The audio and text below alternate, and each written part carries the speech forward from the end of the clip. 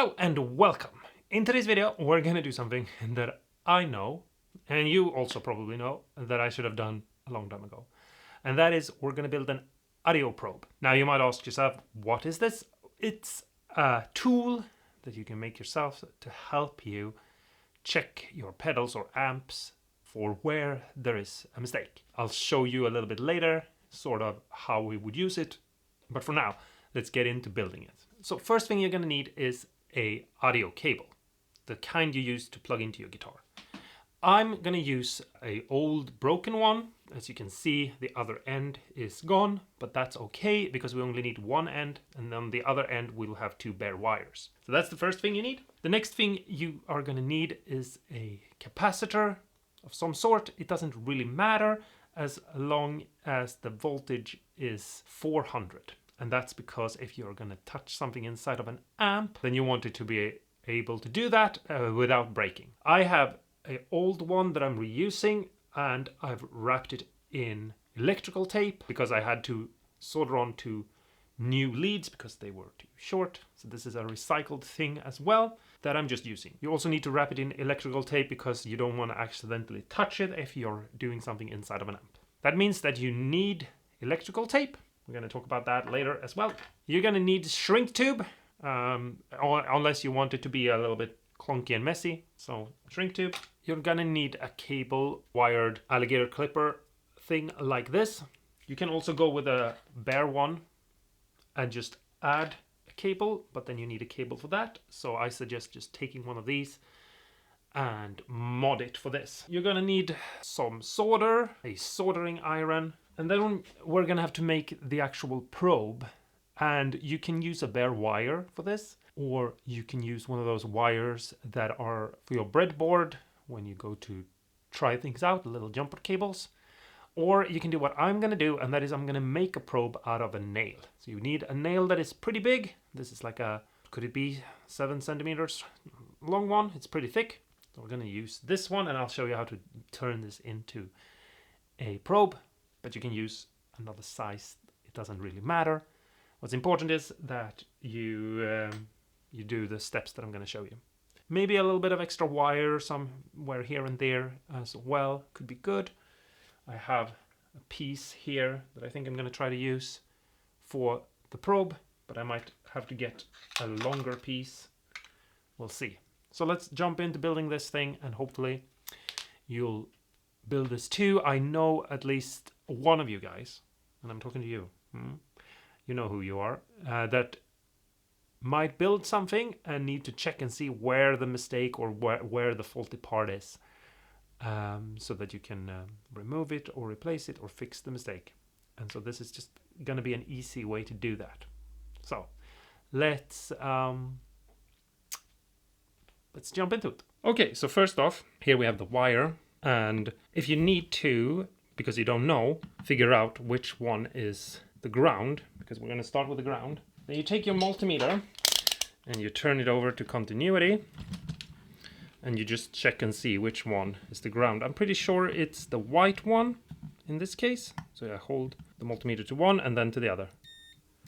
And as you probably can hear, I get a beep. You can also see that I'm getting a reading 0, the multimeter.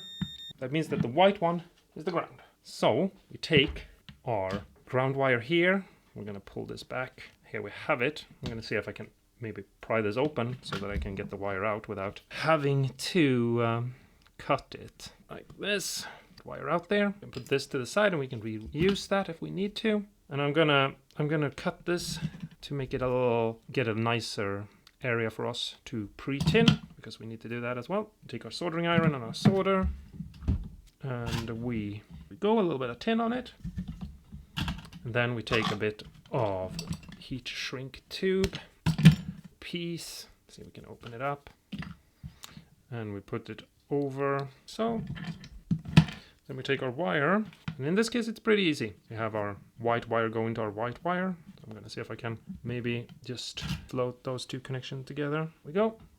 And then we can pull our shrink over. And I'm gonna cut a little hole in the side of this one, just because I forgot to do that. So I'm gonna hopefully be able to do that now. Just a tiny little hole in the heat shrink.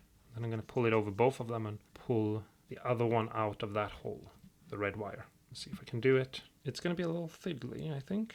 There we go. There we have it. Now we have a bit of heat shrink over all of it. And yeah, I'm going to see if I can maybe... First off, before we shrink it, we should check with the multimeter. We put it to continuity. And we take this and we clip it on here. And we hold it to the ground. It's still working. And yes, I'm gonna have to cut this off because I didn't notice that I didn't take it off.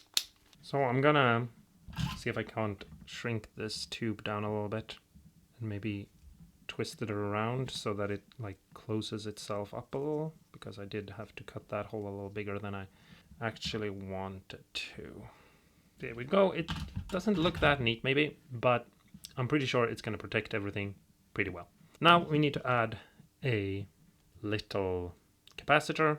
As you can see, I have this whole thing sort of messing about, and I'm going to add a little bit of heat shrink to that as well, because I want to protect that joint if I can. I'm going to see if I can. So this is the lead wire coming in here, and we're adding this onto this. There we go. So, and then we just pull this over, and I'm going to see if I can heat shrink this one as well, something like that. And then I'll take some tape and just cover this, because I don't want anything touching anything. There we go. And now we just need to add a piece of wire here as well. So, now, I know some of you might ask yourself, is it important that you have this capacitor right there? And on some level, if you're only going to make pedals, you might ask this. If you're doing amps, you probably already know that the answer is yes. But on some level, when you're doing pedal work, you might think, I don't need that. And I would say that in some cases, you might be right. But the capacitor is there to stop voltage from traveling through the cable to something else. And so, you know, some parts on circuits, like if you look at this, for example, we have a little IC right here. And if that gets the wrong voltage, it can be fried in seconds. So even though some of you might feel like, I don't need to have that whole thing there, maybe you do. It's there to be a safeguard, and maybe, you know, having safeguards are a good idea sometimes. But you obviously can skip it and risk it and see what happens. But I wouldn't recommend it. This thing will work technically. Okay, now we need to make a probe.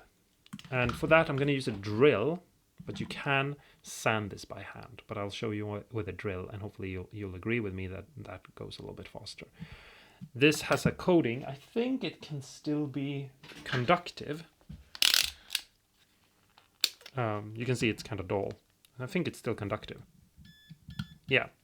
But I just want to give it a light sanding anyway, because I want to solder a wire to it, and I don't think I can solder to this as it is right now. So I'm going to give it a quick sanding. So let's check that out. Alright, so here is my drill. You can see it. I put the screw in it. Here I have some crappy sandpaper. This is 240 grit, but you don't need to do. You can use anything. You just need to make a connection. So I'm just going to start the drill and sand, and it will go pretty quick. And you can do this by hand, obviously, but doing it this way will go very fast.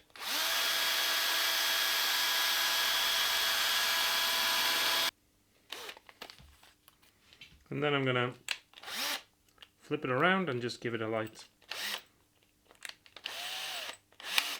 sanding on the opposite side as well.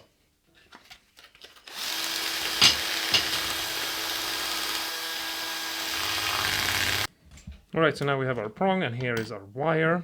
We need to take and strip it back like I've done here, and we need to solder it there. And I'm gonna see if maybe a little flux will help me, because this might be a little bit hard to do. I didn't specify in the beginning that you need flux. I'm gonna put a bit of heat shrink on as well, just because we need to have a handle so that we can, if we don't want to, which we most likely never will want to, can hold into something that is plastic or rubbery and not touch the actual bare spike. But anyway, I twist the wire around, and now I'm going to see if I can maybe get some of the solder to hold it in place. There we have it anyway. It was a little bit fiddlier than I would like to admit, but I got it on. Let's see if we can get this shrink tube over. I probably should have used a little less. I'm actually gonna, I don't think I can breach that tip, so I'm gonna cut it off. I was hoping not to have to, but I'm gonna do it. It's a little fiddly, as you can probably tell, but there we go. I'm putting it fairly far down on the nail because I want something that I can really grab onto. And now we're gonna just heat this up. There we go. And we're basically done. I'm gonna put some tape over it as well, just because I want to thicken it up a little bit so that it becomes a little nicer to hold on to, and so that this joint, which could potentially be a problem, gets a little stiffer as well. There we go. Now everything is probably, somewhat at least, good. Okay, so how would we actually use this? You might ask. Well, let's pretend that this pedal is broken. You would plug your guitar in, and then to your out, you wouldn't plug anything. You would take this end here and plug that into your amp. So let's do that. There we go. And then you would find a ground, and you would take your clipper and you would attach that to the ground. Now let's pretend that this is a ground. It most likely is because it's a screw. They usually are connected to ground.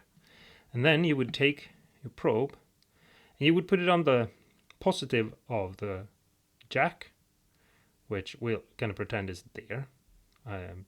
If there's no sound, you know that there's something wrong. Then I would slowly go through and probe all the parts until I got a sound. And if I noticed, like, oh, the first capacitor that is directly after the jack doesn't have any sound, there's nothing happening.